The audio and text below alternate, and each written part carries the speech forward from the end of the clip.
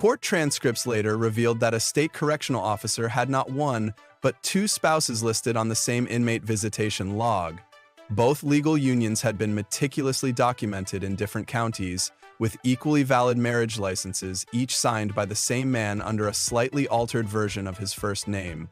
When news of it finally broke, the entire system rumbled with scandal and disbelief. At first glance, it seemed too bizarre to be real. A prison guard secretly married to two inmates at once, each on a different floor of the same medium security facility, with neither spouse aware of the other's existence until that singular, disastrous visitation day. The witness statements that circulated on social media were jaw-dropping, spliced into viral video clips on local news channels, but behind the sensational headlines lay a deeper story.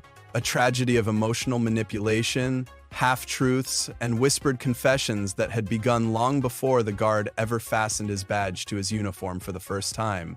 The entire city found itself entranced by the twists in the case, as though watching an uncut documentary unfolding in real time.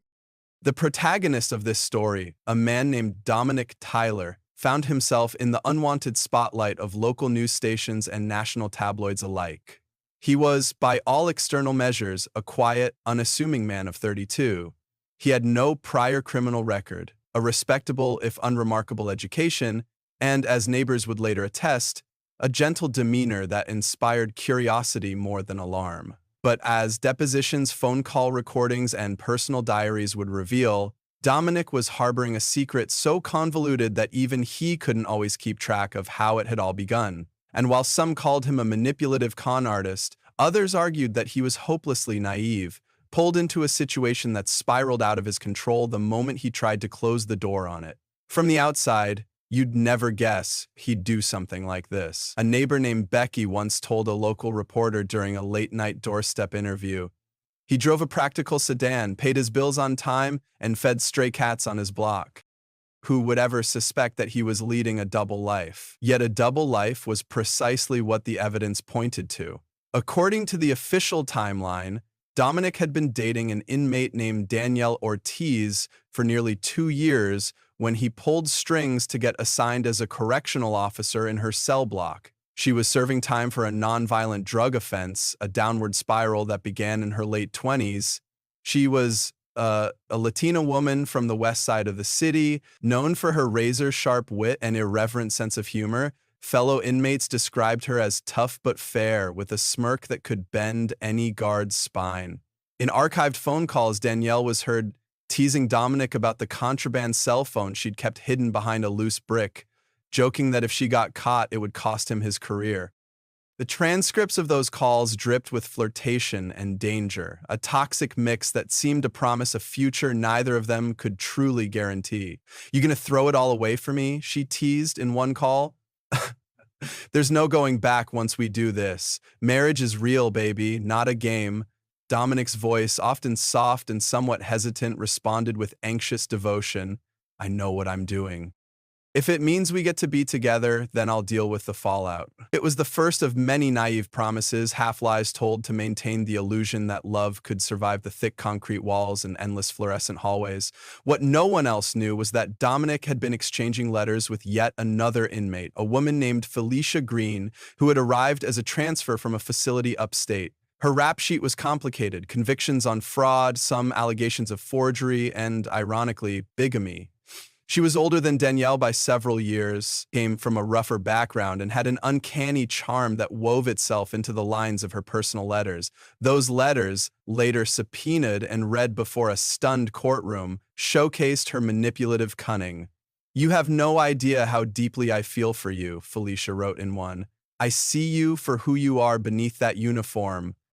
You can't hide from me. We're two of the same. We want out of these cages, each in our own way. And it's possible if we stand together." On a crisp autumn afternoon, with leaves swirling outside the fenced perimeter and the sky turning gray with the threat of a coming storm, Dominic arranged a clandestine ceremony with Felicia.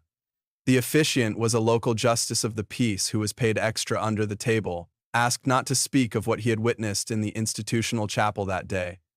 Only a select handful of prison staff knew about the arrangement, each sworn to secrecy. Each convinced that Dominic's relationship was an anomaly, a highly unorthodox but somehow sincere bond between a guard and an inmate. Dominic, for his part, believed, at least he told himself so, that he and Felicia had something akin to soulmateship, that their shared longing for escape from their personal prisons forged a deeper connection. He ignored the irony of Felicia having a history of bigamy, telling himself it was just a vestige of her past. Over time, the rumor mill inside the facility began to swirl. Snatches of overheard conversation in the cafeteria, side-eyes from inmates who suspected that the guard in the gray uniform had a more than professional interest in two women on different blocks. There were unconfirmed sightings of Dominic slipping from the D-wing to the F-wing during break times, the official logs never quite matching up with how many hours he spent where.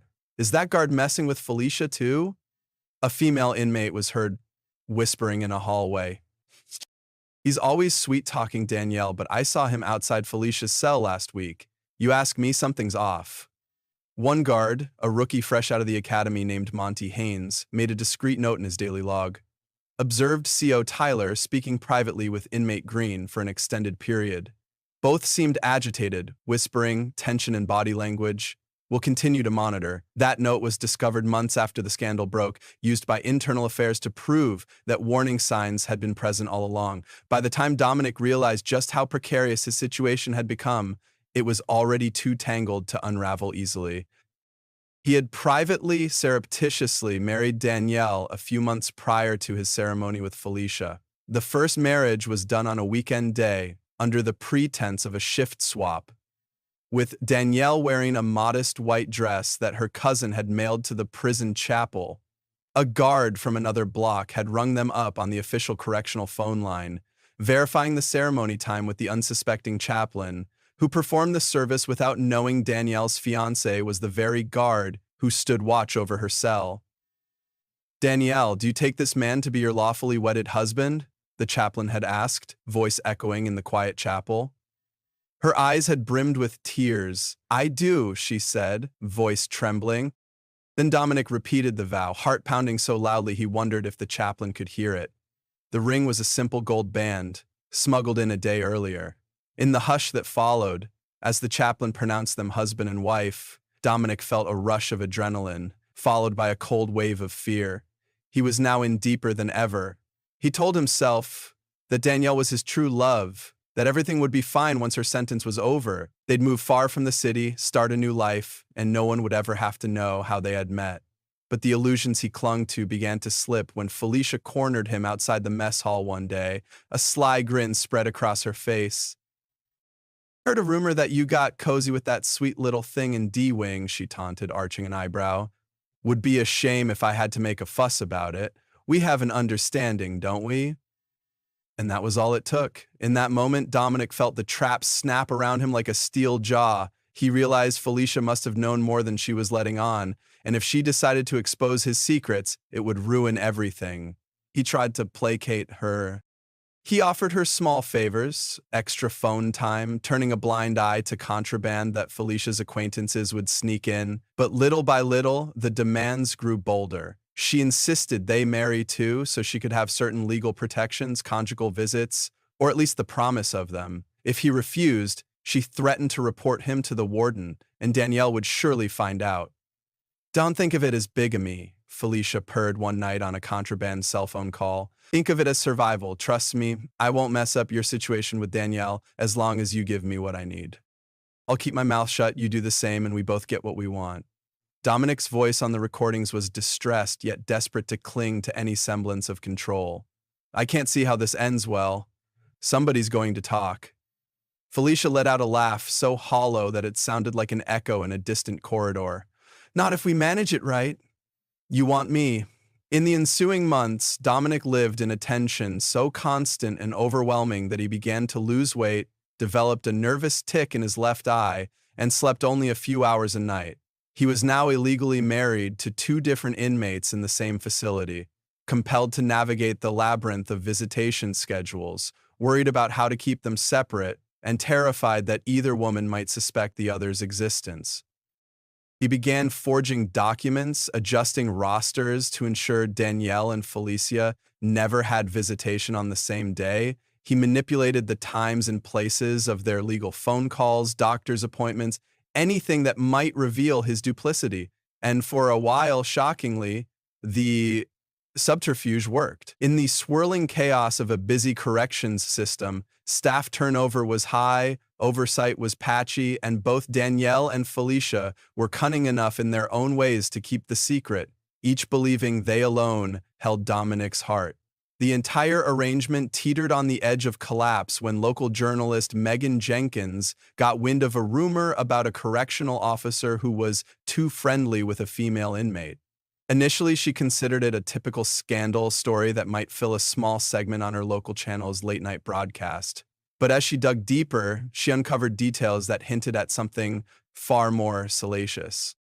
A clerk at the county records office confirmed 2 marriage certificates for the same groom's name, though spelled slightly differently in one license. Sensing the potential for a viral true crime expose, Megan started filming short video reports, layering them with ominous voiceover. Quote, documents revealed irregularities in the staffing logs at Marshall Penitentiary, raising questions about whether a guard had improper relationships with one or more inmates. The speculation grew when a second marriage license surfaced, bearing an eerily similar signature. The question remains, who is the man behind these secret unions?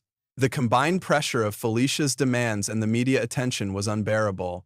Dominic's marriage to Danielle was still a secret, but he suspected that if Felicia caught wind of any new developments in the investigation, she'd throw him to the wolves. He tried to act normal at home, shutting the blinds against the prying eyes of neighbors, ignoring the knocks on his door from local reporters.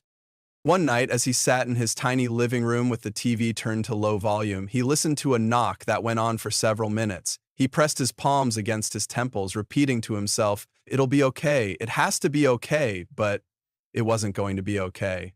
A co-worker at the prison, a longtime guard named Frank Jefferson, had grown suspicious of Dominic's behavior. Frank had once been a close friend, but he began noticing the irregularities in the shift schedules, the frequent visits Dominic made to the warden's office with peculiar requests to alter assignments. When the journalist Megan Jenkins approached Frank for a comment, he had just enough suspicion to provide a non-committal, "No comment, but you should probably check the visitation logs." Within days, Megan had scoured those logs and noticed the name D. Tyler appearing multiple times on various rosters, sometimes in conflict with official staff assignments. Anonymous tips from within the prison walls started to flood her inbox, some detailing that the alleged guard had made back-to-back visits to 2 different inmates, each time signing in or out with slight variations of his name. It was the worst-kept secret in the cell blocks, one anonymous tip read. He's a nice enough guy, but he's in way over his head. They say he's married to both Danielle and Felicia, but no one has proof. Check the wedding registry if you really want the dirt. All of this would have remained swirling rumors had the big reveal not transpired during a single fateful visitation day. The prison had recently reorganized visitation policies, implementing new scheduling software that inadvertently placed Danielle and Felicia's visitation appointments on the same day at overlapping times. Dominic, distracted by the swirl of investigations and struggling with lack of sleep, failed to notice the scheduling clash until it was too late. The day of the collision began like any other. Dominic drank black coffee in the staff lounge, hands trembling as he read the local paper, scanning for more rumors about himself. Felicia's visitation window was set for the early afternoon, and Danielle's was scheduled for a later slot, but a last-minute shuffle to accommodate a different inmate's family forced staff to rearrange time. No one checked with Dominic, who'd always micromanaged these things. By the time Danielle arrived at the visitation room, her brown hair neatly brushed and wearing the same demure prison uniform as always, Felicia was already there, leaning across a table to whisper to a cousin who had come to see her. As Danielle took a seat, she glanced across the room and saw Felicia's face. There was a heartbeat of confusion, a flicker of recognition. Felicia turned her gaze, her eyes narrowing as she spotted Danielle. It was the first time they'd ever really looked at one another, each sensing something big and terrible. 10 seconds later, Dominic entered the visitation room, carrying a folder of documents he planned to hand off to Felicia, under the pretense of official paperwork. The moment he stepped inside, he froze. Time stretched in a nauseating slowness. He saw Danielle across the room. He saw Felicia at the adjacent table. Both women looked at him with eyes that demanded explanations.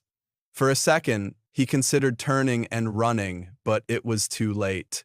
Danielle stood, her voice slicing through the shocked hush.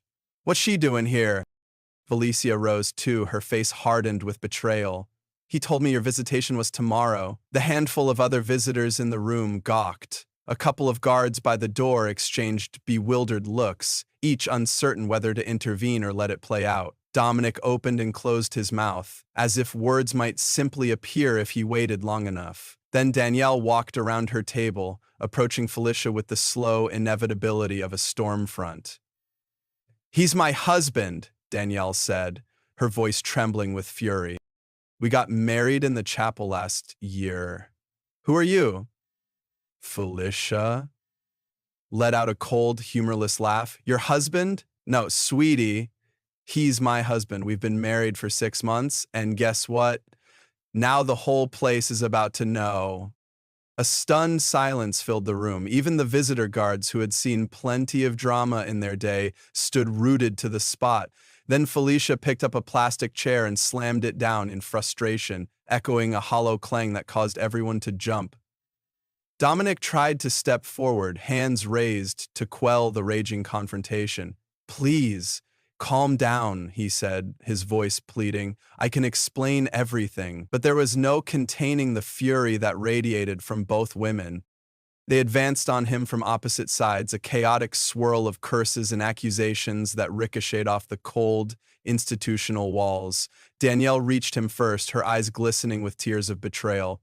"You promised me," she said, voice cracking. "You said I was the one. You said we'd leave this city behind when I got out." Her voice trailed off into a sob. Felicia shoved a table aside, glaring at them both. "What did he promise you, baby girl? Because he promised me a fresh start, too. He said I was his only shot at happiness. Looks like we both got played." At this point, the other visitors started calling out, half laughing, half horrified, capturing footage with contraband phones. It didn't take long for the entire fiasco to make its way onto social media. A day later, the local news would run a video clip of the scene featuring Danielle and Felicia screaming at Dominic, calling him a liar and a fraud. The story exploded in the tabloids. Prison guards, double marriage revealed, lovers collide in visitation room. The warden was summoned. Additional security flooded the visitation area. Dominic was escorted out, face pale, shirt stained with sweat, as Danielle and Felicia were forcibly separated and returned to their blocks. That night, the warden initiated a formal investigation into Dominic's conduct, searching his locker, phone records, and personal files. The scandal dominated every conversation inside the facility. Some guards shook their heads in disbelief, gossiping that Dominic must have been under a spell to try such a thing. Others jokingly questioned why he would ever want 2 wives in a single building, especially a prison. Meanwhile, internal affairs officers were called in to determine if criminal charges should be brought against him for forging official documents and violating multiple codes of conduct. As the inquiry deepened, it exposed a web of compromised staff members, hush money, and behind-the-scenes manipulations that ran deeper than anyone expected. Dominic became the unwitting centerpiece in a larger probe, with investigators suspecting that Felicia might have orchestrated the entire scheme. Court documents indicate that Ms. Green had a history of pressuring vulnerable individuals into fraudulent marriages, one anchor declared on the nightly news. Could it be that Officer Tyler was just another pawn in her manipulative game? But to Danielle, none of that mattered. She felt humiliated, used, and enraged. She recounted their love letters for the investigators, tears slipping down her cheeks as she read lines out loud. "I can't live without you. You're my reason to get through each day." She told them about the contraband phone, the private glances, the carefully hidden wedding band. In an emotional confessional interview taped by a local station, she said, "I might be a prisoner, but that doesn't mean I don't have a heart." I believed him. I believed every lie. Felicia, for her part, insisted in her official statement that she had no idea Dominic was already married. She claimed he'd promised her conjugal visits, a shot at parole, and some measure of financial stability once she got out. "He used my desperation," she told the investigators, her voice hardened by anger. He said I was special, that we were partners in this crazy life, and then he runs off and marries some other woman under the same roof. He's lucky I didn't shank him right there in Visitation. The sensational trial that followed a few weeks later was like a magnet for reporters and onlookers. The courthouse brimmed with people eager to glimpse the prison guard who had tried to juggle two wives inside the same facility. The prosecution leveled charges of official misconduct, falsifying public documents, and bigamy. The defense tried to paint Dominic as a hapless, manipulated figure. They presented evidence of Felicia's psychological control, her repeated convictions for fraud. They told the jury that Danielle, too, had a forceful personality that might have coerced a more timid man. But cross-examination painted a different picture. One of a man who, at various points, actively coordinated schedules, forged signatures, and deceived multiple levels of the prison administration. The tension in the courtroom was thick as Danielle took the stand, her voice shaking with a mix of sorrow and anger. She glared at Dominic, who avoided her gaze as if her eyes were lasers. He told me every day how he couldn't wait for me to get out, that we go to some sunny place far away and start a new life. I held on to that dream through every locked door and fluorescent light overhead. She paused, voice trembling. And now I'm the laughingstock of the entire prison.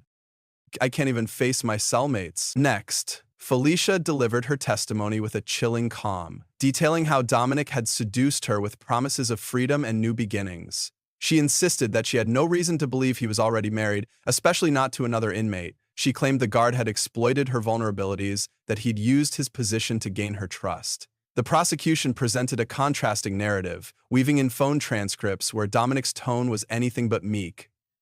In certain calls, he seemed to relish the power he held, casually discussing how to keep each woman from finding out about the other.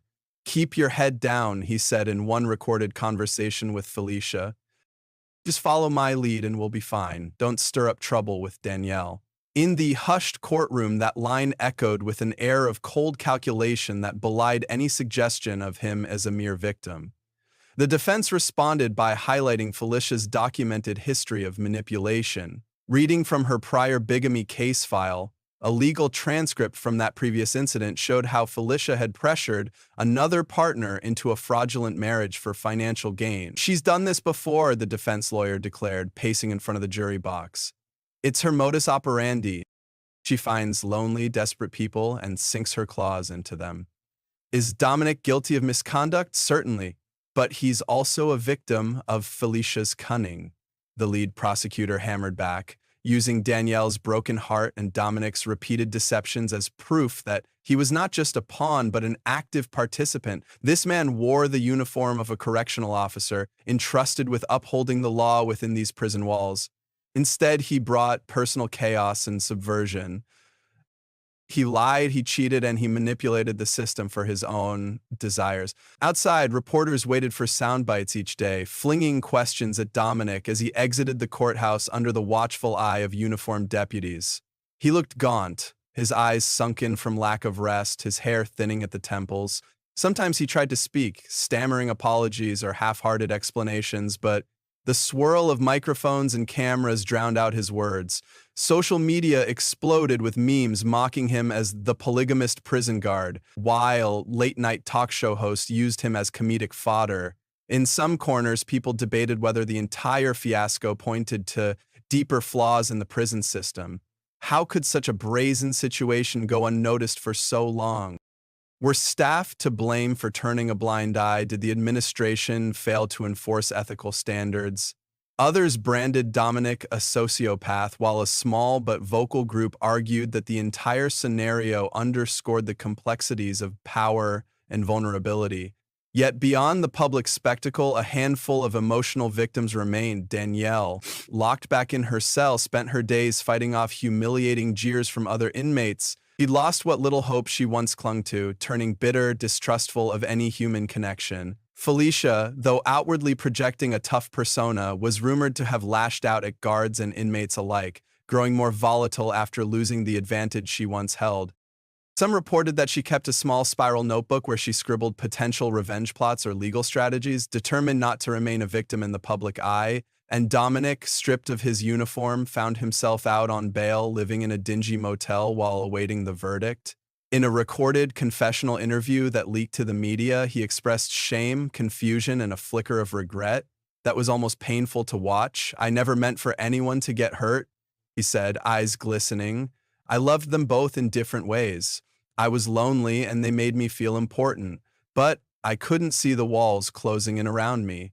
That line became a viral soundbite repeated with sardonic commentary by talk show hosts and angry vitriol by those who felt no sympathy for him. The verdict came in after a 2-week trial. Dominic was found guilty of bigamy and official misconduct. He received a sentence that, while not decades long, was enough to land him in the very environment he once patrolled. The judge, a stern woman with weary eyes, delivered a scathing admonishment. "You exploited a position of authority in one of the most delicate environments that exist in our society. You betrayed the public trust. You shattered the emotional well-being of at least 2 individuals who were already in vulnerable positions. This court cannot ignore the gravity of your actions."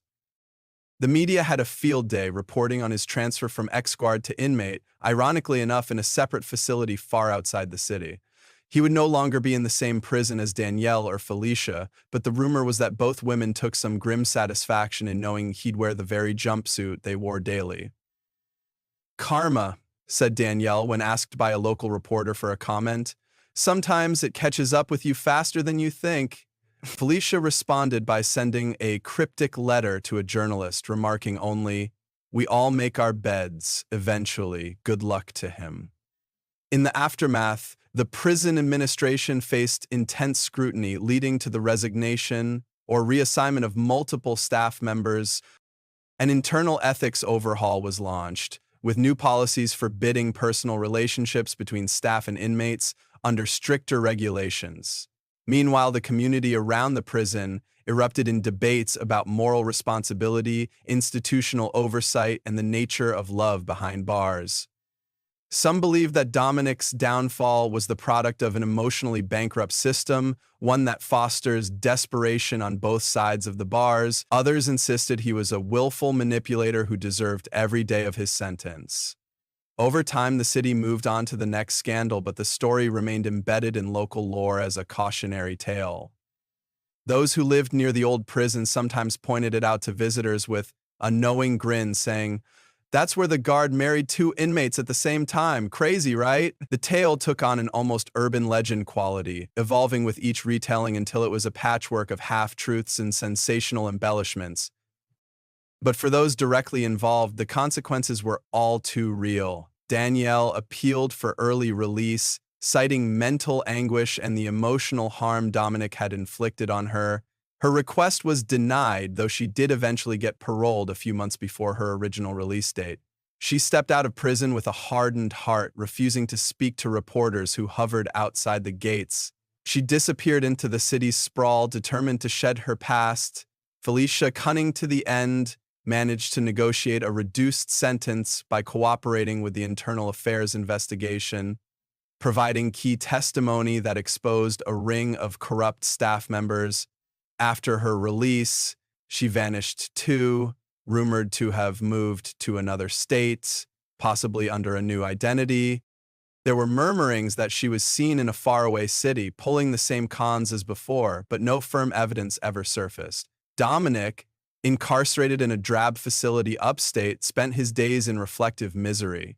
Other inmates found dark humor in the presence of an ex-guard in their midst, many of them testing his limits, holding grudges for the uniform he once wore. He tried to keep his head down, scribbling in a journal about how he ended up there, replaying every mistake that led him to orchestrate 2 marriages under the same roof.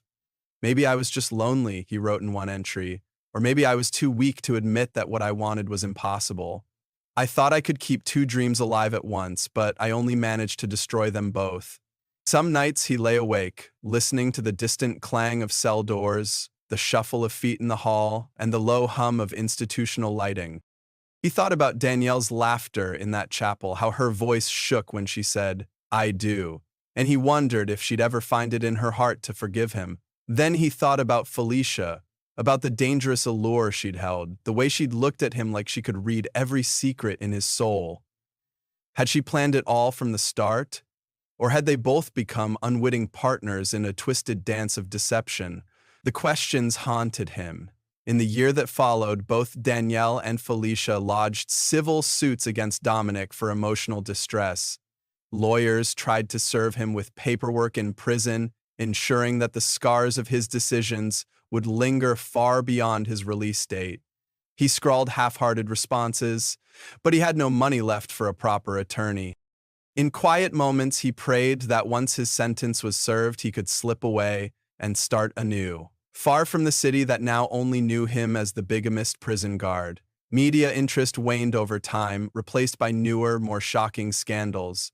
But every so often, a late-night documentary or viral social media thread resurrected the story, forcing people to remember that truth can be stranger than fiction. In one broadcast, a retired warden who'd overseen the facility at the time sat down for an interview and shook his head in disbelief, recounting how no one had ever suspected that a single guard could manipulate two inmates into marriage without detection.